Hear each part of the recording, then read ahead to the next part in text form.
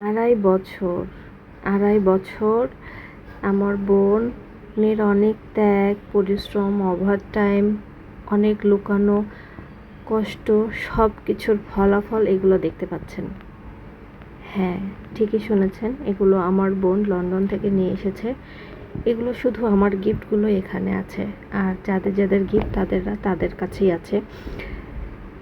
2.5 বছর পর যখন ওকে নিতে এয়ারপোর্টে যাই, বিশ্বাস করেন আমার যে অনুভূতি, এটা আমি আসলে বোঝাতে পারবো না। যাদের মানে এমন কেউ প্রবাসে থাকে যে রক্তের বাঁধন, ছোট থেকে একসাথে বড় হওয়া, একই বিছানায় ঘুমানো, প্রতি সপ্তাহে দেখা, প্রত্যেকটা ঈদ একসাথে কাটানো, কত মারামারি, খুনসুটি, আনন্দ ভাগাভাগি করে নেওয়া, প্রত্যেকটা উৎসব একসাথে কাটানো, যখন এগুলো না আর হয় না, যখন এগুলো অনেক এগুলো উৎসব একসাথে কাটানোর জন্য কিছু দিন অপেক্ষা করতে হয়, অনেক ত্যাগ স্বীকার করতে হয়, তখন মনে হয় কি যে প্রবাসে যারা থাকে তারাই শুধু এই অনুভূতিটা বুঝবে যে এয়ারপোর্টে দেখা হওয়াটা বা বিদেশ থেকে আসা মানুষটার মূল্যটা কতটুকু।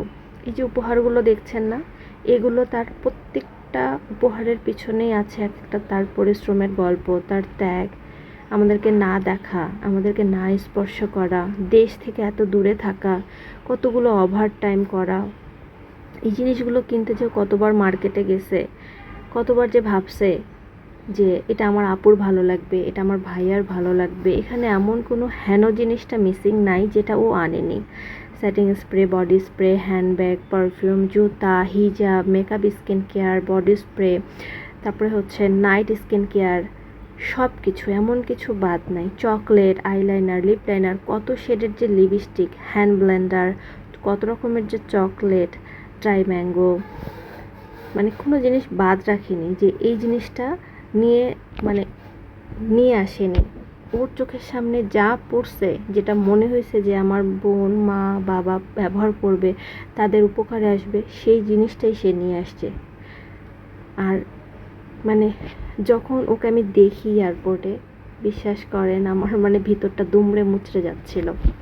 আমার বোন আবার লন্ডনে চলে গেছে, আল্লাহর রহমতে ভালো মতো পৌঁছায়ও গেছে। এই ভিডিওটা তার লন্ডনে যাওয়ার পরের করা, কারণ সে যখন বাংলাদেশে ছিল তখন আমি এত ব্যস্ত ছিলাম। চলে যাওয়ার পরে আমি 2-1টা জিনিস ছাড়া এখনও কোনো জিনিসই আনপ্যাক করিনি, ইভেন ব্যবহারও করিনি। সেরাভি ক্রিম আর হচ্ছে সিম্পলের এই সিরামটাই শুধু ব্যবহার করছি। বিশ্বাস করেন এত ভালো এই 2টা জিনিস, আলহামদুলিল্লাহ। আর যারা বিদেশে থাকে তারা শুধু ওখানে কাজই করে না, তাদের প্রত্যেকটা পরিশ্রমের পেছনে এক একটা শ্রম, ত্যাগ, কষ্ট সব কিছুই লুকায় থাকে। আমার দেখা যায় অনেক সময় নিজের শখের জিনিস না কিনে পরিবারের জন্য কিছু কিনে রাখে। কোথাও গেছে, কোনো শপিং মলে গেছে, কোনো জিনিস ভালো লাগছে, তার মাথায় আসছে তার বোন এটা ব্যবহার করবে, তার ভাই এটা ব্যবহার করবে, তার মা বাবার জন্য এটা কিনবে, দেখা যাচ্ছে নিজেরটা না কিনে তাদেরটা কিনে রাখছে। আবার এই উপহার, এই উপহারগুলোর ভিতরেই আছে তার পরিশ্রমের গল্প, ওভারটাইমের ক্লান্তি, আবার অনেক দিনের অপেক্ষা পরিবারের সাথে দেখা করার জন্য, আবার আছে অনেক ভালোবাসা ওদের। এখানে দেখেন এমন কোনো হেন জিনিসটা ও কিনে নেয়। আমার তো মনে হয় যা চোখে দেখছে সব কিনে আনছে। আমি ট্রেসেমিস শ্যাম্পুটা ব্যবহার করতাম বাংলাদেশে থাকতে, ও মনে করে সেটা আমার জন্য নিয়ে আসছে যে আপু এটা ব্যবহার করবে। এই জিনিসগুলো আমি ব্যবহার করবো কি করবো না আমি জানি না। এগুলো আমি যখন ভিডিও করছি আমি কান্না করছি, ভয়েস দিতেও আমার কেমন যেন ভিতর থেকে আটকে আসতেছে যে ওর কত পরিশ্রম, কত ত্যাগ, কত কষ্টের টাকায় কেনা। যারা পরিবারের জন্য প্রবাসে থেকে কষ্ট করেন তাদের প্রত্যেকটা কষ্ট আল্লাহ সহজ করে দিন।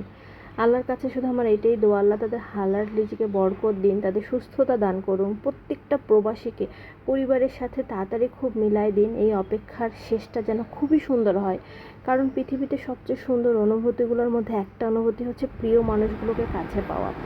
এই 25টা দিন যে কিভাবে শেষ হয়ে গেল, একসাথে বসে খাওয়া, আড্ডা দেওয়া, গল্প করা, চা খাওয়া, খুনসুটি, এই এতদিনের গল্প জমানো সব কিছু মিলায় তোটা ছিল 4000 কিলোমিটার দূরত্ব, কিন্তু সেই মানুষটা যখন কাছে আসে তার যে একটা ভালো লাগা, তাকে দেখা, তাকে ছোঁয়া, এটার সাথে আসলে কোনো কিছুর তুলনা হবে না। এই গিফটগুলো জাস্ট একটা স্মৃতি, কিন্তু তার সাথে কাটানো মুহূর্তগুলো হচ্ছে অনেক মূল্যবান।